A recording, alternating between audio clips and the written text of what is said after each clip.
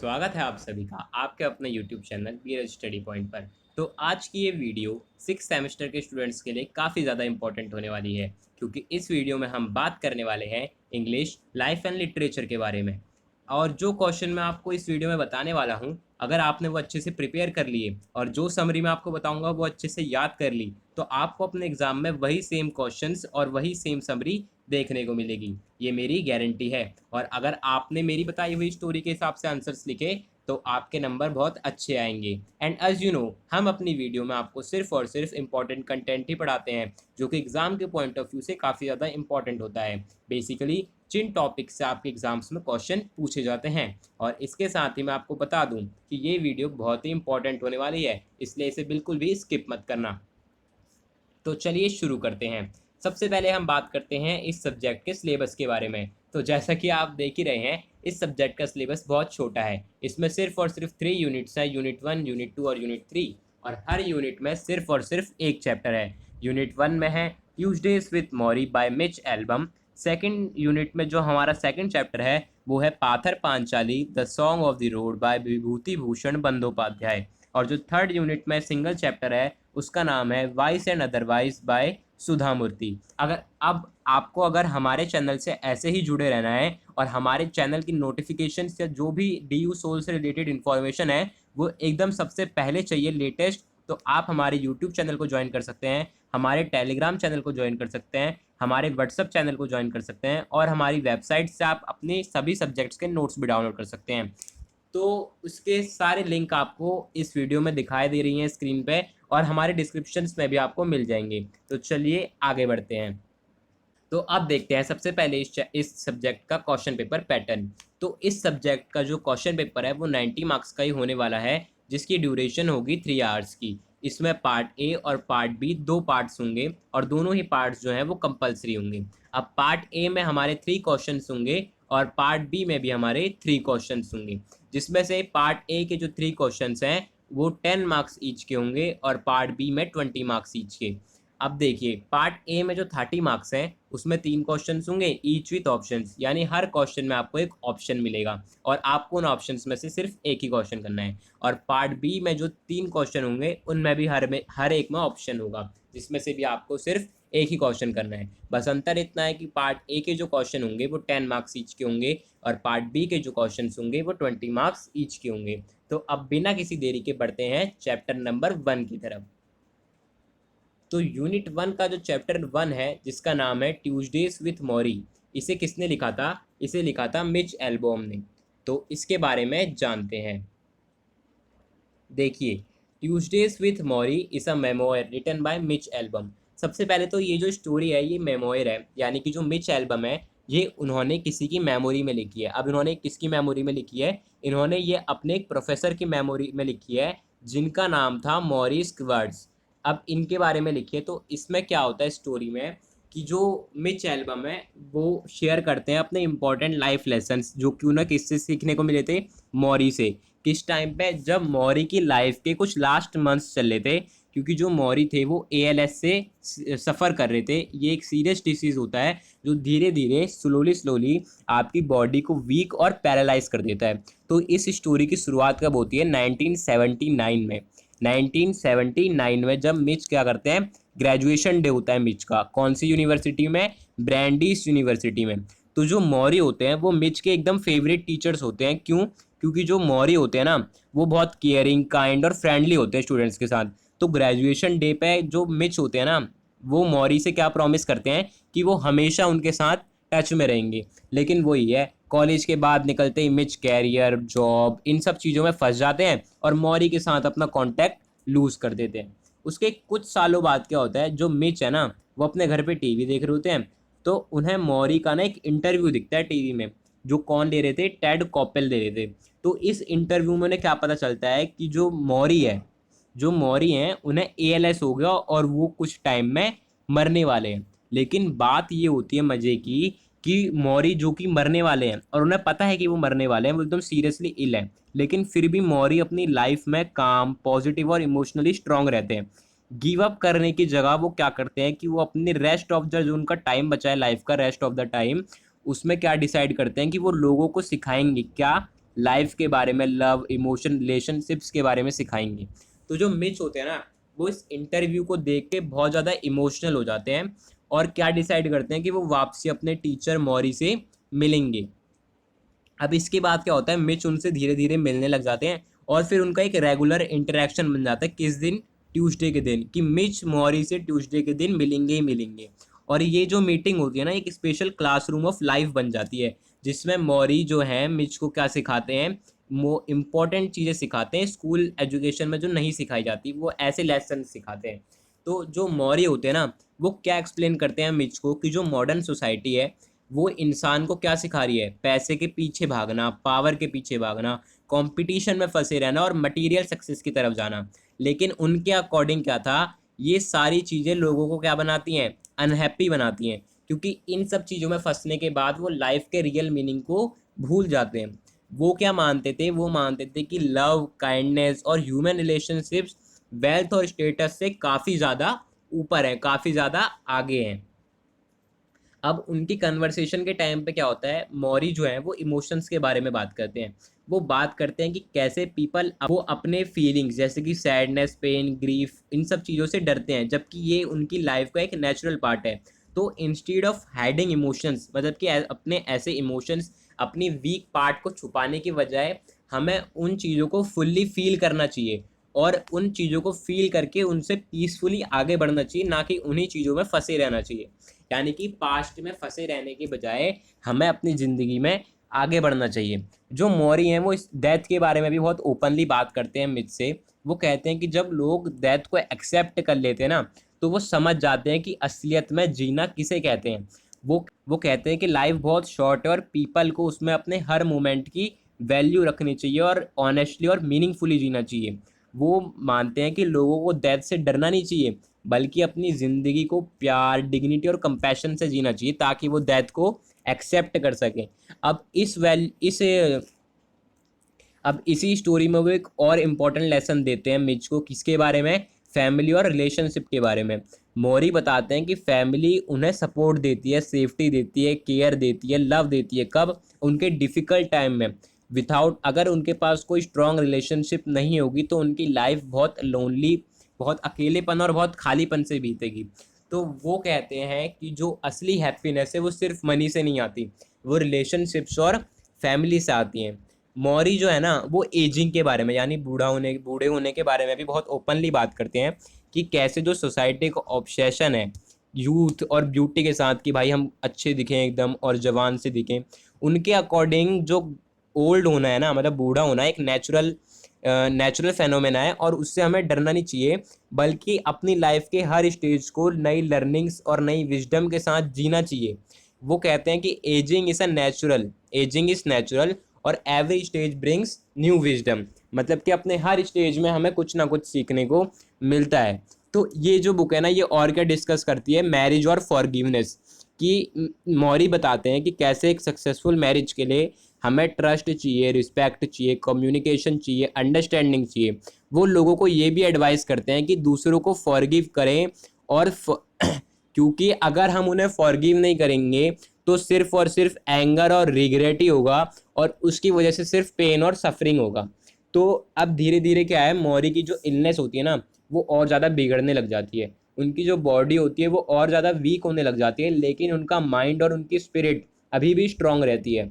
वो जो मिच होता है वो मौरी के बहुत ज़्यादा क्लोज हो जाते हैं, मतलब इन्हीं टाइम्स में, इन्हीं ट्यूसडे वाली टाइम्स में।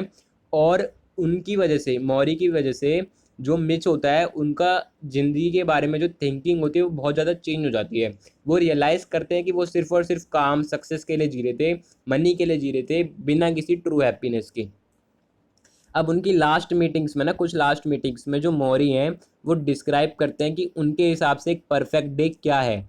उनके हिसाब से परफेक्ट डे वो है जिसमें वो कुछ सिंपल थिंग्स भी करें, जैसे कि अपने लव्ड वंस के साथ टाइम बिताना, बात करना, खाना खाना, गेम्स खेलना, बाहर घूमना और औरों की मदद करना। इन सब चीज़ों के ज़रिए वो बताते हैं कि जो हैप्पीनेस है ना, वो सिंपल ह्यूमन एक्सपीरियंसेस से आती है, ना कि लग्जरी और वेल्थ से। अब इस स्टोरी के एंड में क्या होता है, जो मौरी है ना वो पीसफुली मर जाते हैं और जो मिच हैं वो बहुत ज़्यादा सैड होते हैं अपने टीचर और अपने फ्रेंड, जो कि लास्ट, मतलब कुछ टाइम से उनके बहुत ज़्यादा क्लोज हो गए थे, उन्हें खो के उन्हें बहुत ज़्यादा दुख होता है, जिन्होंने उनकी पूरी ज़िंदगी बदल दी। फिर वो समझते हैं कि ट्रू इम्पोर्टेंस किसकी, लव, फैमिली, कंपैशन, फॉरगिवनेस की ट्रू इम्पोर्टेंस समझते हैं। अब ओवरऑल क्या है, ट्यूसडे विथ मॉरी एक स्टोरी नहीं है सिर्फ इलनेस और डेथ के बारे में, बल्कि ये एक पावरफुल लेसन भी है कि कैसे हमें अपनी ज़िंदगी को जीना चाहिए मीनिंगफुली, कैसे हम काइंड और हैप्पी लाइफ जी सकते हैं। तो ये जो बुक है ये रीडर्स को बताती है कि हमें कैसे अपने रिलेशनशिप्स को वैल्यू देनी चाहिए, लोगों के साथ टाइम बिताना चाहिए, और इन सब चीज़ों में, मटेरियल चीज़ों में पढ़ना नहीं चाहिए इतना ज़्यादा, बल्कि हमें अपनी नेचुरल ज़िंदगी जीनी चाहिए। तो इसी के साथ हमारा यूनिट 1 का पहला चैप्टर जो कि था ट्यूसडेज विथ मॉरी ख़त्म हो जाता है। इसके बाद आती है हमारी यूनिट 2, जिसमें पहला चैप्टर है पाथर पांचाली बाय विभूति भूषण बंदोपाध्याय। अब ये जो स्टोरी है, ये स्टोरी किसने लिखी है, विभूति भूषण बंदोपाध्याय ने। अब अगर इस स्टोरी पे बढ़ने से पहले, अगर आप अभी तक हमारी वीडियो को देख रहे हैं और आपने हमारा चैनल बीरज स्टडी पॉइंट अभी तक सब्सक्राइब नहीं करा और इस वीडियो को लाइक भी नहीं करा, तो जल्दी से जल्दी इस वीडियो को लाइक कर दीजिए, चैनल को सब्सक्राइब करके बेल आइकन को प्रेस कर देना, जिससे कि हमारे चैनल पर आने वाली सभी वीडियो के नोटिफिकेशन सबसे पहले आप तक पहुँचे। तो बढ़ चलते हैं अगली स्टोरी पे। अब ये जो स्टोरी है पाथर पांचाली, विच मीन्स इसका मतलब क्या है, सॉन्ग ऑफ द रोड। तो ये बहुत फेमस नावल है, कहाँ की, बंगाली नावल है, जो किसने लिखी है, विभूति भूषण बंदोपाध्याय ने, हमें पता ही है। तो ये जो नावल है ना, ये एक रियलिस्टिक पिक्चर देती है कहाँ की, विलेज की, विलेज लाइफ, कहाँ की विलेज लाइफ, बंगाल की, और वहीं के स्ट्रगल, इमोशन, ड्रीम्स भी दिखाती है। किसके पॉइंट ऑफ व्यू से, एक पुअर ब्राह्मण फैमिली के व्यू से, पॉइंट ऑफ व्यू से, जो कहाँ रहते हैं, विलेज ऑफ निश्चिंदीपुर। तो ये जो स्टोरी है ना, ये मेनली किस पे फोकस करती है, हरिहर रॉय, उनकी बीवी सरबजिया, उनकी डॉटर दुर्गा और उनका बेटा अप्पू। अब उनके साथ उनकी एक ओल्ड रिलेटिव भी रहती होती है जिसका नाम होता है इंदिर ठाकुरिन। तो ये जो फैमिली है ये बहुत ज़्यादा पुअर है और इनकी लाइफ में बहुत ज़्यादा हार्डशिप्स और अनसर्टेनिटी है। अब जो हरिहर है ना, वो एक पुअर प्रीस्ट है, यानी कि एक पंडित का काम करते हैं, और एक ड्रीमर भी हैं जो अपनी फैमिली की कंडीशन को क्या करना चाहते हैं, इम्प्रूव, लेकिन वो है ना बहुत कम पैसा कमाते हैं। तो जो सरबजिया है वो भी उनके साथ बहुत ज़्यादा हार्डवर्क करती है, जिससे कि उनका जो घर है, उनका हाउस होल्ड है, वो चल पा रहा है, बहुत मतलब रेगुलर बेसिस पे चल रहा है। तो उनकी जो बेटी है दुर्गा, वो बहुत ही ज़्यादा लाइवली है, मतलब बहुत ज़्यादा खुश रहने वाली, इमोशनल, क्यूरियस, बहुत ज़्यादा जिज्ञासु है और नेचर के साथ बहुत ज़्यादा कनेक्टेड है। अब जो उनकी बेटी दुर्गा है उसका एक स्ट्रॉन्ग बॉन्ड है किसके साथ, इंदिर ठाकुरिन के साथ, इंदिर ठाकुरिन के साथ, जो उन्हीं की एक ओल्ड रिलेटिव है। अब ये जो इंदिर ठाकुरिन है, ये जो है ये एक ओल्ड विडो है, यानी कि एक विधवा है जो बहुत ज़्यादा अकेली है, लोनली है लाइफ में, और ये उसी फैमिली पर डिपेंड है अपने सर्वाइवल के लिए। लेकिन जो सरबजिया है ना, हरिहर रॉय की बीवी, वो इससे कभी कभार काफ़ी ज़्यादा गुस्सा और काफ़ी ज़्यादा इरिटेट हो जाती है, क्योंकि जो उनकी जो हालत चल रही है, उनकी फैमिली की गरीबी इतनी है कि उनकी अपनी फैमिली की टेक केयर करना बहुत ज़्यादा मुश्किल हो रहा है। साथ में उनके साथ एक और औरत है, इंदिर ठाकरिन, इसलिए। अब जो इंदिर की लाइफ है ना, वो दिखाती है कि कैसे अकेलापन रहता है लोगों की लाइफ में, और जो बूढ़े लोग होते हैं उन्हें सोसाइटी में किस तरह से नेगलेक्ट का सामना करना पड़ता है। अब कुछ टाइम बाद क्या होता है, उनकी फैमिली में कौन बॉर्न होता है, अप्पू, उनका छोटा बेटा। अब जो दुर्गा होती है ना, वो अपने भाई के साथ बहुत ज़्यादा क्लोज रिलेशनशिप में होती है, मतलब उसे बहुत अच्छा मानती होती है। तो वो अपना चाइल्डहुड कैसे बिताते हैं, एक्सप्लोरिंग फील्ड्स, मतलब फील्ड्स को एक्सप्लोर करते हैं, फॉरेस्ट को एक्सप्लोर करते हैं, पॉन्ड, विलेज पाथ्स को एक्सप्लोर करते हैं। जैसे कि मैंने बताया था कि दुर्गा जो है वो नेचर से काफ़ी ज़्यादा कनेक्टेड है। तो भले ही वो गरीब थे दुर्गा और अप्पू, लेकिन वो छोटी छोटी चीज़ों में खुशियाँ ढूंढ लेते थे, जैसे कि ट्रेन को देखकर, रेन को एंजॉय कर कर, नेचर से वॉक करके बस। तो उनकी जो इनोसेंस है, उनकी जो इमेजिनेशन है और उनकी जो क्यूरियोसिटी है इस वर्ल्ड को लेके, वो इस नॉवल का एक इम्पॉर्टेंट इमोशनल पार्ट है। तो ये नॉवल जो है ना, ये ब्यूटीफुली क्या डिस्क्राइब करती है कि river, trees, field, rain, season and village life को, कि नेचर जो है इस स्टोरी में सिर्फ एक बैकग्राउंड नहीं है, बल्कि जो कैरेक्टर है इस स्टोरी के, उनकी फीलिंग और इमोशंस का एक इम्पॉर्टेंट पार्ट भी है। अब जो ट्रेन को अप्पू और दुर्गा देखते थे ना, वो सिर्फ एक ट्रेन नहीं है, वो एक सिंबल है। किस चीज़ का सिंबल है, hope, curiosity, change and larger world का, जो उनके विलेज के बाहर है। तो ये जो फैमिली है ना, ये बहुत ज़्यादा डिफिकल्टीज झेलती है, गरीबी झेलती है। तो फिर क्या होता है, जो हरिहर है ना, वो क्या कहाँ चले जाता है, सिटी में चले जाता है काम करने के लिए, और उसकी एब्सेंस में जो फैमिली की प्रॉब्लम है वो और ज़्यादा बढ़ जाती है। जो इंदिर ठाकुरन होती है, ओल्ड विडो जो होती है उनके साथ रहती होती है, वो मर जाती है, एक मतलब उसको इल हो जाती है, फिर वो मर जाती है, जिससे कि उनकी जो फैमिली है ना वो बहुत ज़्यादा सैड हो जाती है, खासकर दुर्गा, क्योंकि वो उसके साथ बहुत ज़्यादा कनेक्टेड थी, स्ट्रॉन्ग बॉन्ड था उसका उसके साथ। तो लेटर बाद में क्या होता है, दुर्गा भी बीमार पड़ जाती है और वो भी मर जाती है। तो ये जो दुख होते हैं ना सारे, ये सबसे ज़्यादा दर्द किसे देते हैं, सर्वजया और अप्पू को। अब जो हरिहर है वो तो अभी गाँव में है ही नहीं, तो उसे पता ही नहीं चलता। तो बाद में क्या होता है, जब हरिहर वापसी आ जाता है ना, तो उनकी जो फैमिली होती है, जिसमें अब सिर्फ और सिर्फ 3 लोग बचे हैं, हरिहर, सर्वजया और अप्पू, ये सारे लोग सिटी की तरफ चले जाते हैं। तो ये जो नॉवल है ये कैसे पॉइंट पे एंड होती है, एक अनसर्टेनिटी की फीलिंग के पॉइंट पे एंड होती है कि उन्हें सिटी में एक बेटर लाइफ मिलेगी। तो सेम टाइम पे क्या होता है, जो नॉवल है ना वो और क्या दिखाती है, हमें हार्श रियलिटी दिखाती है किस चीज़ की, पॉवर्टी की, कि कैसे ये जो फैमिली है ये पॉवर्टी से फेस कर रही है, पॉवर्टी को कैसे हंगर, सोशल ह्यूमिलेशन और फाइनेंशियल प्रॉब्लम्स को झेल रही है। जो सर्वजया है वो इमोशनल बर्डन कैरी कर रही है, किस चीज़ का, टेकिंग केयर, किसका टेकिंग केयर, होम का, अपने बच्चों का, और उनके साथ जो इंदिर है उसकी भी। तो हरिहर जो है वो आता जाता रहता था काम की सर्च में अपने घर से एक बेटर फ्यूचर किधर है, कैसे वो अपनी फैमिली के साथ टाइम नहीं स्पेंड कर पाता। जो इस नॉवल का सैडेस्ट जो इवेंट्स हैं कुछ, वो सबसे पहला है इंदिर ठाकुर की डेथ, जो कि लोनली होती है और निगलेक्टेड होती है, बहुत ज़्यादा सैडनेस लाती है, किसके लिए, स्पेशली दुर्गा के लिए। जो इसके बाद दुर्गा भी बीमार होके मर जाती है, कौन से सीज़न में, रेनी सीज़न में, क्योंकि उसे प्रॉपर मेडिकल ट्रीटमेंट नहीं मिलता। तो जो दुर्गा की डेथ है ना, वही एक तरीके से इस नॉवल का क्लाइमैक्स है, जो पूरी फैमिली को डीपली अफेक्ट करता है। आफ्टर जब बहुत टाइम के बाद हरिहर आता है गिफ्ट्स लेके, होप लेके बेटर फ्यूचर की, और उसे पता लगता है कि दुर्गा मर चुकी है, इंदिर मर चुकी है, तो वो एकदम हार्ट ब्रोकन रह जाता है। वो उसकी जो ये जो ट्रेजिडी उनकी फैमिली में हुई थी, इससे वो इमोशनली डिस्ट्रॉय हो जाता है, और एंड में वो क्या डिसाइड करते हैं कि वो ये गाँव छोड़ के कहीं और चले जाएंगे बेटर लाइफ की खोज में। तो ये जो जर्नी है ना, ये क्या दिखाती है, दोनों चीज़ दिखाती है, लॉस भी और होप भी, कि सर्वाइवल के लिए होप भी होना बहुत ज़्यादा ज़रूरी है, और उन्होंने इतना लॉस सहा वो भी। तो ये जो नॉवल है ये क्या एक्सप्लोर करती है, बहुत सारी इंपॉर्टेंट थीम्स, जैसे कि poverty, childhood, innocence, family relationship, suffering, dreams, loneliness, beauty of nature.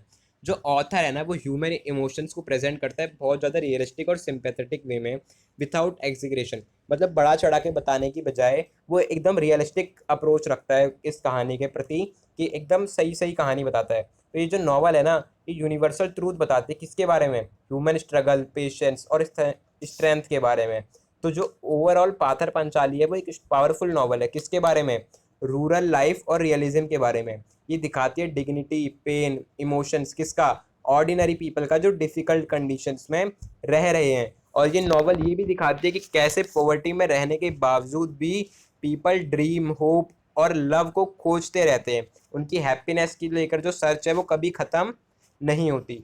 इसी के साथ हमारी यूनिट 2 भी ख़त्म हो जाती है।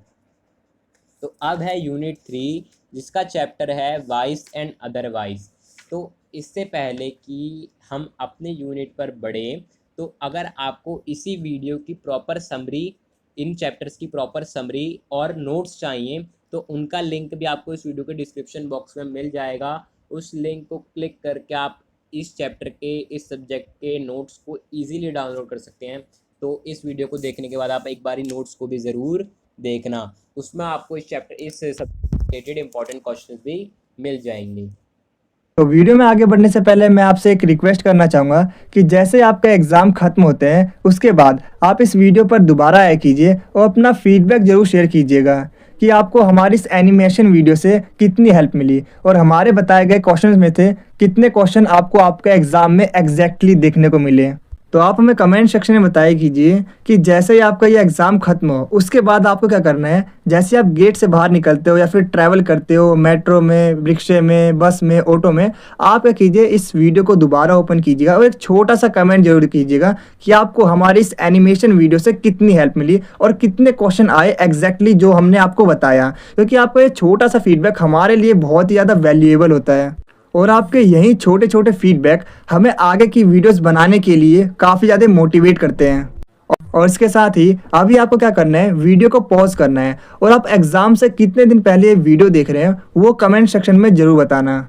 और इसके अलावा आप कमेंट सेक्शन में ये ज़रूर बताया कीजिए कि आपका जो एग्ज़ाम है वो किस डेट को है। और इसके अलावा मैं आपको बता दूं कि काफ़ी सारे स्टूडेंट्स सिर्फ अपना एग्ज़ाम बताते हैं इस डेट को है, तो प्लीज़ आपसे रिक्वेस्ट है कि आप पूरी एग्ज़ाम की डेट शीट कमेंट सेक्शन में बताया कीजिए with date with complete exam name, जिससे कि हम आपके लिए आगे की वीडियो अच्छे से बना सकें। अगर आपको ये वीडियो अच्छी लग रही है तो आप इसे लाइक, शेयर और कमेंट ज़रूर करें, क्योंकि जब आप लाइक करते हो तो हमें मोटिवेशन मिलता है ऐसी और बहुत सी वीडियोस बनाने के लिए। और जब आप वीडियो को शेयर करते हो तो जैसा कि आपको पता ही होगा, नॉलेज बांटने से बढ़ती है। और जब आप हमारी वीडियो पर कमेंट करते हो तो हमें ये पता चलता है कि हम अपनी वीडियो में और क्या इम्प्रूव कर सकते हैं। और मैं आपको बता दूं कि 5 मिनट की वीडियो को बनाने में काफ़ी मेहनत और 1 से 2 घंटे का समय लगता है। तो आप हमारी वीडियो को लाइक, शेयर और कमेंट जरूर करें, ताकि हम आपके लिए ऐसी ही और वीडियोस को ला सकें। और कमेंट में ये जरूर बताना कि आपको नेक्स्ट वीडियो किस टॉपिक पर चाहिए। तो बढ़ते हैं यूनिट 3 के चैप्टर 1 वाइस एंड अदरवाइज की तरफ, जिसको लिखा है सुधा मूर्ति ने। तो जो वाइस एंड अदरवाइज है ना, ये कोई एक कहानी नहीं है, ये कलेक्शन है बहुत सारी स्टोरीज़ का, रियल लाइफ स्टोरीज़ का और एक्सपीरियंसेस का, जिन्हें किसने एक्सपीरियंस करा है? सुधा मूर्ति ने। और उन्होंने इसे बहुत ही सिंपल लैंग्वेज और रियलिस्टिक स्टोरी टेलिंग के थ्रू हमें दिखाया है। ये जो बुक है वो दिखाती है ह्यूमन नेचर, ह्यूमन सोसाइटी की डिफरेंट साइड्स, कैसे morality, kindness, selfishness, greed, honesty और इमोशनल रिलेशनशिप्स, इन सब चीज़ों के बारे में बताती है। इसमें जो बहुत मोस्टली जो स्टोरीज है ना, वो जो ऑथर है उनके पर्सनल एक्सपीरियंस से रिलेटेड है, मतलब उनके पर्सनल एक्सपीरियंस पे बेस्ड है, जब वो अपने ट्रैवल कर रही थी और सोशल वर्क कर रही थी पूरे इंडिया में। ये बुक दिखाती है कि कैसे बहुत सारे लोग अलग अलग सिचुएशंस में अलग अलग तरीके से बिहेव करते हैं। कुछ लोग काइंडनेस दिखाते हैं, कुछ लोग ऑनेस्टी दिखाते हैं, कुछ लोग ग्रेटिट्यूड दिखाते हैं, कुछ लोग ह्यूमैनिटी दिखाते हैं, जबकि इसके ही अपोजिट कुछ लोग सेल्फिशनेस, ग्रीड, हाइपोक्रेसी और लैक ऑफ इमोशनल अंडरस्टैंडिंग भी दिखाते हैं। सुधा मूर्ति जो है ना, वो क्लोजली ऑब्जर्व करती है ऑर्डिनरी पीपल को और बहुत स्मॉल इंसिडेंट्स को लेकर वो हमें लाइफ के बारे में बहुत इंपॉर्टेंट मॉरल लेसन्स आती है। इसमें एक इम्पॉर्टेंट स्टोरी जो है वो है how I taught my grandmother to read. इस स्टोरी में क्या होता है, जो सुधा की ग्रैंड मदर होती है ना, वो रीड और राइट नहीं कर सकती, तो उसे रियलाइज़ होता है कि कैसे जो एजुकेशन है वो बहुत ज़्यादा इंपॉर्टेंट है और उसे मतलब रीड, अपने लेटर्स या स्टोरीज रीड करने के लिए औरों पे डिपेंडेंट होना पड़ता है। तो एक ओल्ड एज में जाने के बाद भी वो क्या डिसाइड करती है कि वो रीडिंग एंड राइटिंग को परस्यू करेगी, सीखेगी। तो ये स्टोरी हमें बताती है कि कैसे कुछ सीखने की, एजुकेशन की कोई एज लिमिट नहीं होती और एजुकेशन लोगों को इंडिपेंडेंस देती है, हमें औरों पे डिपेंडेंट नहीं होना पड़ता। और एक जो दूसरी स्टोरी है वो है कैटल क्लास। इस स्टोरी में क्या है, जो ऑथर है वो अपने ट्रैवलिंग के एक्सपीरियंस को शेयर करती है ऑर्डिनरी ट्रेन कंपार्टमेंट्स में।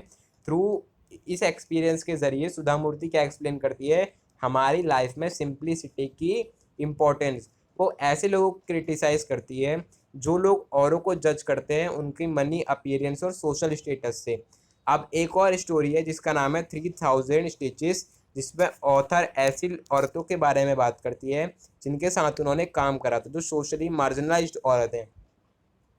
ये स्टोरी किस बारे में डिस्कस करती है, सोशल डिस्क्रिमिनेशन, एक्सप्लॉयटेशन और स्ट्रगल। किस चीज़ का स्ट्रगल? डिग्निटी और रिस्पेक्ट का स्ट्रगल जो वुमेन्स झेलती थी। ये हाईलाइट करता है कि हमारी लाइफ में एम्पैथी और सोशल रिस्पॉन्सिबिलिटी किसके toward, poor and weaker sections of society की तरफ कितना ज़्यादा इम्पॉर्टेंट है। एक और स्टोरी है इसमें जिसका नाम है the old man and his God, जो हमें क्या दिखाती है, ह्यूमन फेथ, ऑनेस्टी और काइंडनेस किसकी लाइफ के जरिए, एक पुअर विलेज मैन के जरिए। इसी तरीके से नो प्लेस लाइक होम भी एक स्टोरी है जिसमें पीपल की इमोशनल अटैचमेंट दिखाई गई है, उनकी रूट्स से, उनकी फैमिली से, उनके होमलैंड से। बहुत सारी स्टोरीज इस बुक में सेल्फिशनेस और हाइपोक्रेसी को भी एक्सपोज करती है जो हमारी सोसाइटी में प्रेजेंट हैं, जैसे कि अ वॉल इज सेफर और फेसिस बिहाइंड द मास्क में दिखाते हैं कि कैसे लोग डिसऑनेस्टी से बिहेव करते हैं और अपने ट्रू नेचर को छुपा के रखते हैं, किसके पीछे, रिस्पेक्टेबल सोशल अपीयरेंसेस के पीछे। सुधा मूर्ति दिखाती है कि कैसे लोग बाहर से तो बहुत अच्छे दिखते हैं लेकिन अंदर से बहुत ज़्यादा ग्रीडी, जीलियस और जेलस, ग्रीडी, जेलस और इनसिंसियर होते हैं। ये बुक ये भी डिस्कस करती है वुमेन्स की प्रॉब्लम, सोशल इनइक्वालिटी और इमोशनल लोनलीनेस कौन सी स्टोरीज के द्वारा, जैसे कि the daughter from a wishing tree and life unwritten. The author, ये ऑथर जो है वो क्या दिखाता है, डिफ़िकल्टीज जो कि वुमेन झेलती हैं ट्रेडिशनल सोसाइटी में।